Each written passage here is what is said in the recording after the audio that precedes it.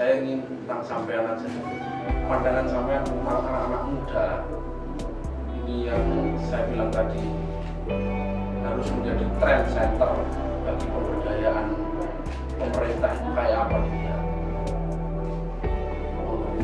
Dirinya dengan menurut saya, apalagi dengan akan hadirnya era bonus demografi bagi Indonesia, yang mana usia produktif itu akan lebih besar jumlahnya daripada usia yang tidak produktif pada saat bonus demografi, sehingga harus dimulai seawal mungkin bagi pemerintah, dari struktur pemerintah mulai pusat sampai di tingkat desa, bahkan sampai pada struktur kelembagaan masyarakat di tingkat RT dan RW, harus kemudian menoleh dan lebih fokus memperhatikan pada anak-anak muda kita, karena itu mereka sebagai sasaran, sebagai objek ketika nanti pada tiba saatnya bonus demografi, mereka akan memegang kendali yang sangat penting sekali. Kalau kemudian tidak boleh sedini mungkin digarap mereka itu dengan model-model pemberdayaan agar mereka agar mereka tumbuh kembang secara sempurna, secara baik ke depan, sehingga akan memberikan estafet kepemimpinan dan pembangunan diri publik di negeri ini maupun di kabupaten kota dan desa kita masing-masing. Kemudian ancamannya sementara banyak sekali, dari sisi narkoba, dari sisi pengaruh dunia IT, informasi global dan sebagainya, maka ini harus ditangkap. Jangan sampai kader ini tumbuh berkembang ini turun sampai gede kemudian putar, terus dimakan hama. Ini harus kita selamatkan. Banyak sektor, banyak jalan memang ke sana yang harus ditempuh. Ini harus secara bersinergi, bersama-sama, berkesinambungan dan masif tentunya begitu. Tentunya ada perlu komitmen dari pengambil polisi, pembuat kebijakan, mulai dari pusat sampai di daerah sampai bahkan di tingkat desa. Karena apa? Basicnya mereka ada di desa, di kelurahan, yang ada di kabupaten kota se-Indonesia ini. Jadi oleh karena itu harus banyak diimbangi dengan program dan diiringi dengan dana penguatan remaja-remaja kita, anak-anak kita, kader-kader kita itu ya real di bawah, tidak hanya sekedar mohon maaf di dunia maya saja, tapi real seperti halnya yang dilakukan oleh Kementerian Tenaga Kerja. Pada saat ini sudah menggandeng dengan Asosiasi Penggiat Kopi Jombang ini. Karena apa? Penggiat kopi itu ternyata di sana produk yang disajikan dicintai oleh masyarakat kita, khususnya kaula muda. Lah itu harus kita gandeng, terus kemudian diberikan pencerahan, peningkatan pemberdayaannya sehingga semakin orang anak-anak muda gemar di situ. Tapi dari situ kemudian titik kumpul di situ oleh pemerintah dimanfaatkan. Bagaimana mendekati kaula muda yang ada di kedai kopi itu? Oke. Ada data yang menyatakan tenaga kerja kita ini sebenarnya sektor UMKM 97%. 97% itu di sektor UMKM. Tetapi miskomunikasi saat ini itu kan kita selalu membayangkan teori pembangunan itu sedang diorientasikan ke dalam pembangunan yang bersifat industrial.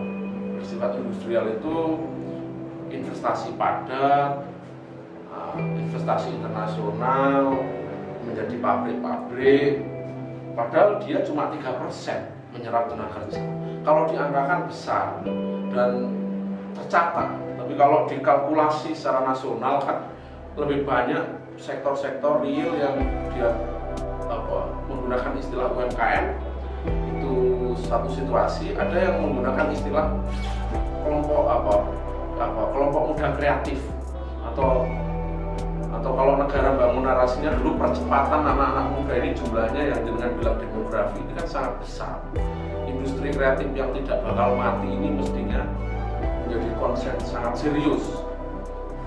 Salah satu contoh misalnya kita ini kan punya kemampuan membuat seni pertunjukan, mulai dari musiknya, dramanya, ludruknya, itu kalau di industri kreatif beberapa sudah jual ke luar negeri kan, tarinya luar biasa, kulinernya, kemudian patungnya, ukirnya, batiknya, fashionnya itu kan non sumber daya alam.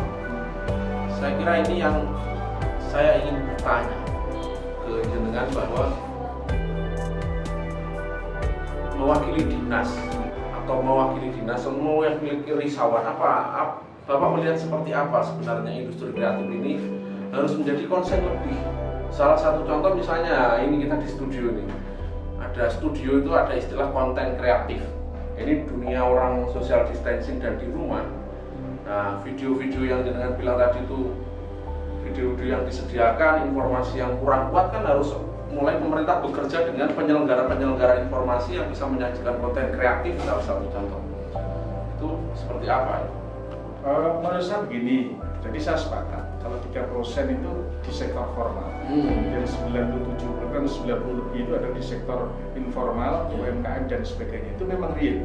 Kalau kita memang kepingin kuat dari sisi ekonomi, kalau menurut saya ya diberdayakan daripada sektor UMKM, sektor informal itu kewirausahaan mandiri itu memang harus begitu. Kalau kita ngomong pekerja formal itu cuma berapa persen? Kalau data penjelasan 3% itu memang kurang lebih betul seperti itu. Karena apa? Cuma sedikit dibandingkan dengan masyarakat kita yang bekerja secara mandiri, pedagang kaki lima, home industri, seperti studio kreatif pada saat ini itu luar biasa sekali. Oleh karena itu sehingga khususnya di Jombang ini kebijakan pemerintah di Jombang mungkin juga sudah tepat ya. Artinya begini, dari sisi penganggaran itu dinas tenaga kerja itu lebih sedikit dibandingkan dengan penganggaran untuk menggarap UMKM yang ada di Jombang ini. Kalau UMKM kan digarap oleh dinas koperasi UMKM, dinas perindustrian dan sebagainya. Tapi kalau saya dari sisi tenaga kerjaannya ya tenaga kerja itu saja, cuma artinya bisa mencakup formal dan informal, tapi untuk yang formalnya kan sangat sedikit sekali, sehingga konsennya mungkin untuk pemerintah dan Jombang itu khususnya sudah mengarah ke sana. Hanya saja tadi yang perlu ini bahan masukan yang bagus, adanya studio-studio yang pada saat ini studio kreatif yang mulai berada di Jombang sudah banyak yang mungkin gitu ya. Itu memang harus segera dirangkul oleh pemerintah. Mohon maaf, dalam arti yang memiliki fungsi komunikasi dan informasi tentunya ya. Ini kan punyanya tidak jauh berbedanya kalau kami dari Dinas Tenaga Kerja itu punya mitra kerja namanya Lembaga Pelatihan Kerja Swasta. LPKS yang ada di Jombang ini, kalau kita ada kegiatan, mereka kita pindah, kita rangkul, kita berdayakan, kita berikan istilah kepercayaan. Seperti halnya asosiasi kedai kopi, itu kita berikan kepercayaan, ayo kita gandeng, garap para pegiat kopi untuk ditingkatkan, di upskilling, juga ditingkatkan keterampilannya dengan program dari Kemenaker untuk barista ini, contohnya seperti itu. Saya sepakat sekali gitu. Oke, kalau kita lihat dinamika hari ini, itu susah menyebutkannya hari ini dinamika, saya kira cukup paham kita ya. Jadi ada demo di mana-mana macam-macam itu. Pertanyaan saya ini, apa yang Anda pikir tentang miskomunikasi rakyat dan negara? Gitu Pak. Kalau menurut saya ini seperti halnya pemerintah mau mengadakan sesuatu kebijakan, tentunya harus dikomunikasikan dengan para pihak yang berkaitan bersentuhan langsung dengan kebijakan yang akan dibuatnya itu. Dan itu sudah saya yakin sudah dilakukan. Yang ada pada saat ini, contoh Undang-Undang Cipta Kerja. Saya yakin dengan para stakeholder yang berkaitan langsung dengan regulasi itu sudah diajak ngomong, diajak. Cuman menurut saya yang perlu diperhatikan, mungkin lupa atau bagaimana, bahwasanya era sekarang kan era informasi global.